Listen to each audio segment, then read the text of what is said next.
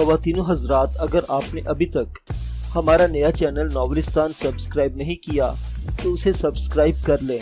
वहां मिलेंगे आपको इस्लामी और तारीख़ी नॉवेल्स। चैनल का लिंक डिस्क्रिप्शन में मौजूद है। देखते रहिए नॉवलिस्तान और उर्दू दास्तान। अस्सलामु अलैकुम ख़वातीन व हज़रात, आप देख रहे हैं उर्दू दास्तान। आइए सुनते हैं मलका सहरा सीरीज का दूसरा हिस्सा, जिसका नाम है सहरज़ादी।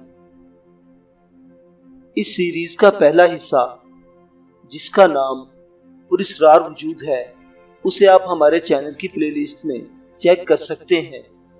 शुक्रिया। अर्शी को न जाने क्यों दिली अफसोस हुआ था। नादिर शाह की शख्सियत में एक ऐसी शगुफ्तगी थी जो अर्शी को पहली ही बार टेलीफोन पर होने वाली गुफ्तगू में पसंद आई थी।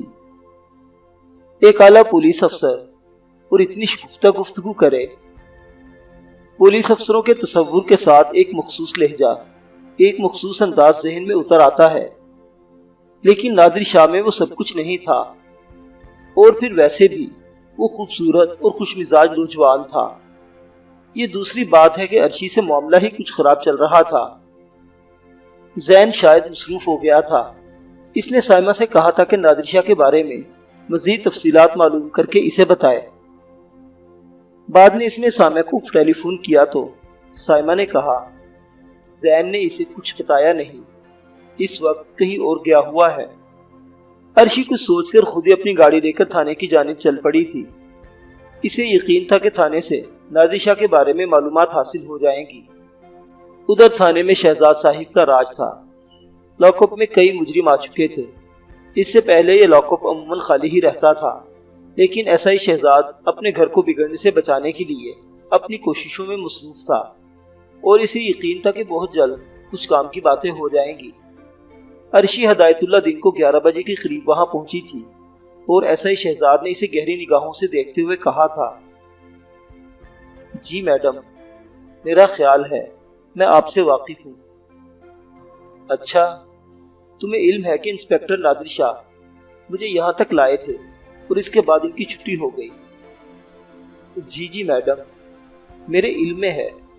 मेरे लायक की खिदमत हो तो बता दीजिए। मैं ये मालूम करना चाहती हूँ कि नादिर शाह साहिब कहाँ मिलेंगे। ये तो हमें नहीं मालूम, लेकिन आपको शायद ये नहीं मालूम कि उन्होंने इस्तीफा दे दिया है। आपने तो इनकी छुट्टी ही करवा दी मैडम। ऐसा ही शहजाद मसरूर लहजे में बोला। हाँ, इसका मुझे अफसोस है, लेकिन क्या तुम्हें इनके घर के बारे में तफसीलात नहीं मालूम? नहीं मैडम, साहिब से कभी ये बात हुई नहीं। हाँ, इनके घर का टेलीफोन नंबर हमारे पास मौजूद है। बस तो फिर ठीक है, मुझे टेलीफोन नंबर ही दे दो, अर्शी ने कहा। और ऐसा ही शहजाद ने टेलीफोन नंबर इसे बता दिया। क्या मैं टेलीफोन कर सकती हूँ? जरूर कर लीजिए। अर्शी हदायतुल्लाह ने वो टेलीफोन नंबर मिलाया।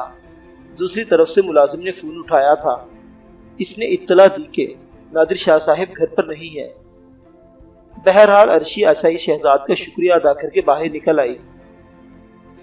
ऐसा ही शहजाद ने अपने साथियों से कहा, यही वो खतरनाक खातून है जिन्होंने नादिर शाह साहिब की छुट्टी कराई है।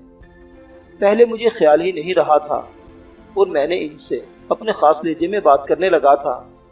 बाद में जब मुझे याद आया तो अरे बाप रे। लेकिन दूसरी बार ऐसे ही शहजाद को अरे बाप रे दोबारा कहना पड़ा था, क्योंकि दरवाजे पर इंस्पेक्टर नादिर नजर आया था, जो फुल वर्दी में मुलबूस था। ऐसा ही शहजाद अपनी कुर्सी पर खड़ा हो गया और इसने बेइख्तियार सलूट झाड़ दिया। 2 सिपाही भी वहीं मौजूद थे जो अटेंशन हो गए थे। फिर ऐसा ही शहजाद ने बुखलाई हुई निगाहों से नादिर शाह को देखा और बोला, सर आप वर्दी में? सर आप तो हाँ, सस्पेंड हो गया था और इस्तीफा दे दिया था मैंने, लेकिन बहरहाल आला अफसर अपने हुक्म को मनसूख करने पर मजबूर हो गए। सॉरी माय डियर शहजाद, तुम्हें एक बार फिर मुझे बर्दाश्त करना होगा। जी सर, ऐसा ही शहजाद आहिस्ता से बोला। नादिर शाह ने कहा, वैसे मैं तुम्हें आईजी ऑफिस से निकलने वाले ये ऑर्डर दिखाना ज़रूरी समझता हूँ, क्योंकि इन्हें देखना तुम्हारा कानूनी हक है और मैं तुम्हें तुम्हारे इस हक से महरूम नहीं करूँगा। नादिर शाह ने कागजात ऐसा ही शहजाद के सामने रख दिए। इसने एक सरसरी सी नज़र इस पर डाली और कहा, सर आपका कह देना ही काफ़ी है।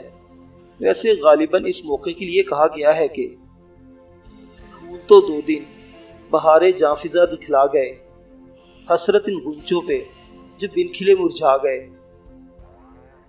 इंस्पेक्टर नादिर शाह का घनगर्ज कहकहा गूंज उठा था। इसने शहजाद के शाने को थपथपाते हुए कहा, नहीं मेरी जान, मैं तुम्हें मुरझाने नहीं दूंगा। मैं नहीं कह सकता कि 1 दिन 2 दिन या 3 दिन मुझे ये मुलाजमत करनी है और इसके बाद फिर जब मैं रिज़ाइन करूंगा तो दोबारा बहाल नहीं होऊंगा। ये मेरा तुमसे वादा है। ऐसा ही शहजाद न समझने वाले अंदाज में सर खुजाने लगा। कंवर मेहताब अली भी अहमक नहीं था। फेरोज की जुबानी सारी तफसील सुनने के बाद इसे शायद ये अंदाज़ा हो गया था कि फ़िलहाल वो महफूज है। चुनांचे इसने बीवी और बेटियों को खुश करने के लिए इन्हें एक तकरीब की इजाज़त दे दी। बच्चियां खुशी से फूली नहीं समा रही थी और इन्होंने टेलीफोन पर अपनी तमाम दोस्तों को दावत दे डाली थी। तकरीब का एहतमाम बड़े शानदार पैमाने पर किया गया था। जो दोस्तें नाराज़ हो गई थी उन्होंने सवालात किए थे और कहा था कि आखिर इन्हें क्या हो गया है। राना और शफक इन्हें उल्टे सीधे जवाबात दे रही थी, लेकिन बहरहाल चूंकि बाप ने खुशी पूरी कर दी थी और फिर कंवर मेहताब अली की वापसी ही बच्चियों के लिए बड़ी दिलखुशकुन थी, इसलिए मासूम लड़कियां बहल गई थी। लेकिन इसके बावजूद कंवर मेहताब बहुत मोहतात था और कई बार आलम आरा ने महसूस किया था कि वो वहशतज़दा निगाहों से चारों तरफ देखने लगता है। तकरीब बड़ी शान और शौकत के साथ खत्म हो गई, क्योंकि कंवर मेहताब ने बच्चों से कहा, हाँ भाई शफक, राना, आप लोगों की शिकायत दूर हो गई हमसे। हमें आपसे कोई शिकायत नहीं थी। हम तो ये मालूम करना चाहते थे कि आखिर हम पर ये कैद क्यों लगा दी गई है। कोई वजह तो पता होती। मम्मी भी कुछ नहीं बताती थी हमें, बस ये बात थी। अब आप ये बताइए डैडी के, क्या इसके बाद हमारी इस कैद का दोबारा आगाज तो नहीं हो जाएगा? देखो बेटा, बाज़ औक़ात इंसान को वो कुछ करना पड़ता है जिसका ख्याल ना तो इसके दिल में होता है और ना वो ये सब कुछ करने के बारे में कभी सोचता है, लेकिन मजबूरियां आड़े आ जाती हैं। हो सकता है तुम्हें चंद रोज और इसी पाबंदी में रहना पड़े। असल में तुम लोगों पर जो उकताहट तारी हो गई थी, मैंने सोचा इसे दूर कर दिया जाए। अब बेटे, फौरन ही हंगामों में मसरूफ न हो जाना। देखो ना, बेटियां हों या बेटे, बाप की किसी मुश्किल में वही इसके साथी होते हैं। अगर मैं किसी मुश्किल का शिकार हूं तो क्या मुझसे ताउन करना तुम्हारा फर्ज नहीं है? है डैडी, बस यही तो मैं चाहता हूँ तुमसे कि चंद रोज और ताउन करो। आखिर पहले भी तो तुम्हें हर तरह की आज़ादी थी, और फिर हम अपने प्यारे प्यारे गुलाब के फूलों को कैद में थोड़ी रखना चाहते हैं। ये तो एक आर्जी मजबूरी है जिसमें हम तवक्को रखते हैं कि हमसे ताउन किया जाए। आलम आरा बेगम ने तन्हाई में कहा, बच्चियों को आपने बकौल शख्स से टॉफियां देकर मुतमईन कर दिया, लेकिन क्या मुझे इत्मीनान दिलाने की जरूरत महसूस नहीं करते आप? आधी से ज्यादा जिंदगी आपने हमारे साथ गुजार दी आलम आरा। आप खुदा लगती कहिए, कहीं हमने आपको बेइत्मीनानी का शिकार होने दिया? झूठ बिल्कुल नहीं बोलूंगी, वाकई आपने जानबूझकर तो ऐसा कभी नहीं किया, लेकिन ये जो आपका मोहमजोई का शौक है ना, आपको अंदाजा नहीं है कि सारी जिंदगी मैंने किस तरह गुजारी है। कभी शिकवा नहीं किया आपसे, लेकिन अब मजबूर हूँ दिल की बात कहने पर। तो कहिए ना। मुझे ये सब कुछ सख्त नापसंद रहा है, और इसकी बुनियादी वजह यह है कि हर औरत इस बात की ख्वाहिशमंद होती है कि शोहर की सरपरस्ती में वक्त गुजारे एक मुतलिक इंसानी जिंदगी। मैं समझती हूँ किसी औरत का शौक नहीं हो सकता। हाँ, आप इन औरतों की बात अगर करते हैं जो औरत नहीं होती, तो मैं नहीं कह सकती, لیکن میں ایک مکمل عورت ہوں، میں ہمیشہ اپنے مرد کی تحویل میں رہنا چاہتی ہوں۔ عزیزہ محترمہ، پہلے ارشاد فرمایا ہوتا تو ہم اپنے مشاغل کسی اور شکل میں ڈھال لیتے، اب اچانک ہی تو سب کچھ نہیں ہو جاتا۔ ہاں، یہ دوسری بات ہے کہ ہم آپ سے یہ وعدہ کریں گے کہ اس مشکل سے نمٹ لیا تو شاید کہیں اور جانے کے بارے میں نہ سوچیں۔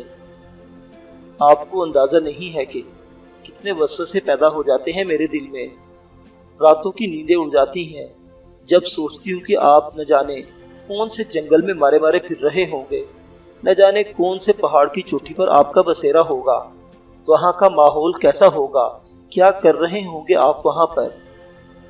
یہ ساری باتیں مجھے تردد کا شکار رکھتی ہیں، اور میں آپ کو نہیں بتا سکتی کہ زندگی کس قدر تنگ ہو جاتی ہے مجھ پر۔ اب آپ یہ بتائیے کہ کیا مجھ سے بہتر رازدار آپ کے لیے کوئی اور ہو سکتا ہے؟ کیا کوئی اور ایسی شخصیت ہے جو آپ کے راز کی حفاظت کر سکے؟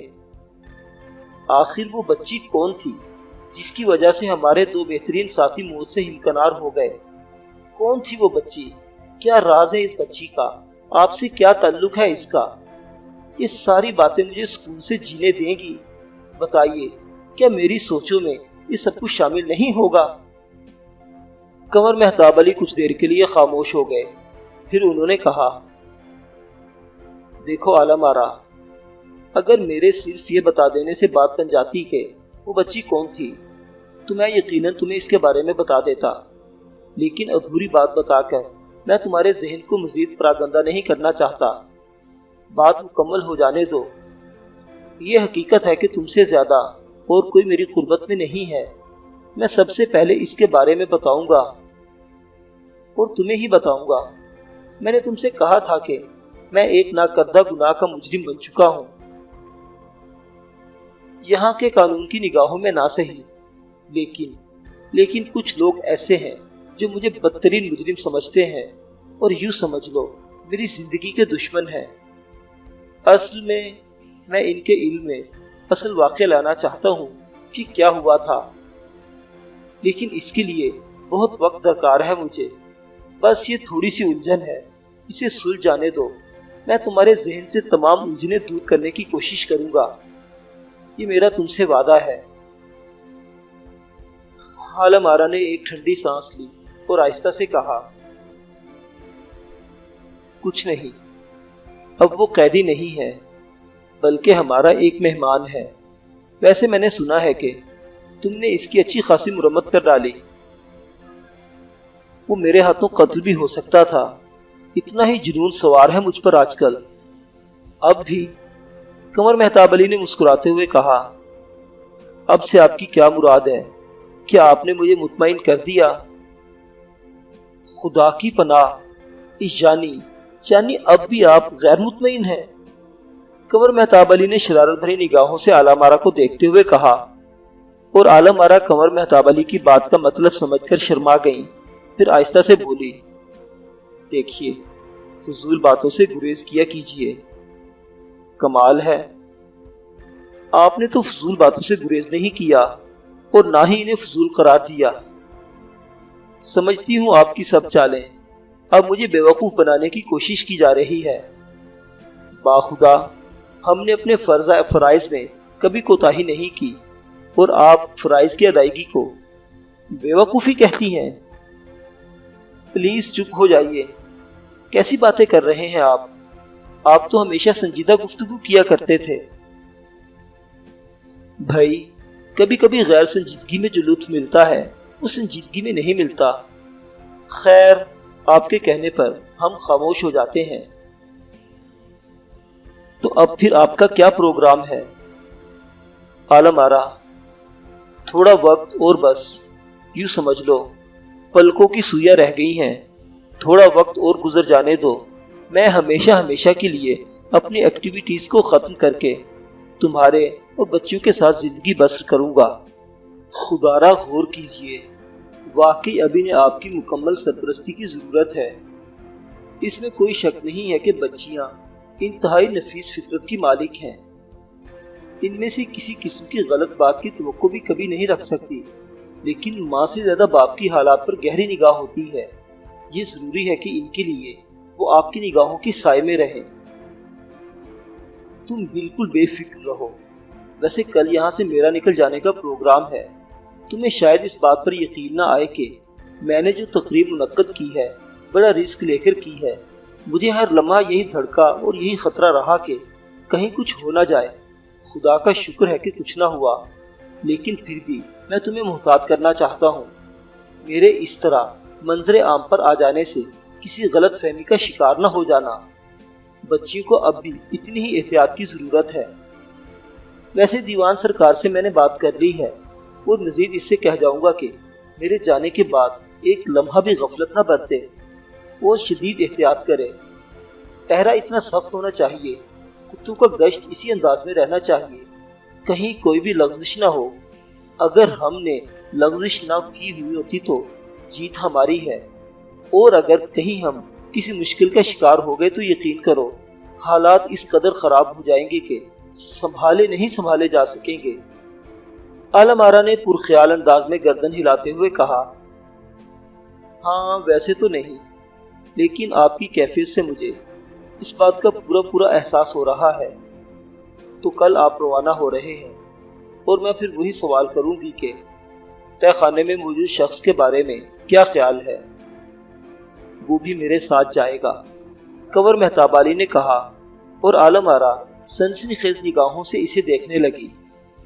دوسرے دن کنور مہتاب علی نے معمول کے مطابق سب کے ساتھ ناشتہ کیا۔ روانگی کے لیے عالم آرا نے رات ہی کو تیاریاں کر دی تھی۔ ایک چھوٹے سے سوٹ کیس میں چند جوڑے کپڑے رکھے۔ فیروز کا مسئلہ بالکل ہی مختلف تھا۔ اس کے بارے میں کسی سے خاص طور سے کوئی رابطہ نہیں کیا گیا تھا۔ دیوان سرکار کو آخری ہدایت دینے کے بعد کنور مہتاب علی نے عالم آرا سے رخصت لی، بچیوں کی پیشانی کو بوسہ دیا اور فیروز کو ساتھ آنے کا اشارہ کر کے جیپ میں جا بیٹھا۔ دیوان سرکار 4 آدمیوں کے ساتھ مسلح کیفیت میں اس کے ہمراہ تھا۔ عالم آرا کوٹھی کے اوپری حصے میں کھڑی عجیب سی نگاہوں سے اپنے اس دیوانے شوہر کو دیکھ رہی تھی، جس نے اپنی زندگی کی قیمتی ترین لمحات نہ جانے کہاں کہاں کن چکروں میں پڑ کر گزار دیے تھے۔ جب جیپ نگاہوں سے اوجھل ہو گئی تو وہ ٹھنڈی سانس لے کر نیچے اتر آئی۔ پھر اچانک ہی اسے کچھ خیال آیا اور اس نے دیوار پر آویزہ رائفل اٹھا کر اس کے چیمبر چیک کیے اور انہیں خالی پا کر ان میں کارتوس ڈال کر ہاتھوں میں سنبھالتے ہوئے باہر نکل آئی۔ باہر کی فضا پرسکون تھی اور عالم آرا کی آنکھوں میں ایک عجیب سی سنجیدگی طاری تھی۔ دوستو، عجیب و غریب واقعات پر مشتمل یہ سلسلہ ابھی جاری ہے۔ باقی واقعات انشاءاللہ اگلی قسط میں۔ دیکھتے رہیے اردو داستان۔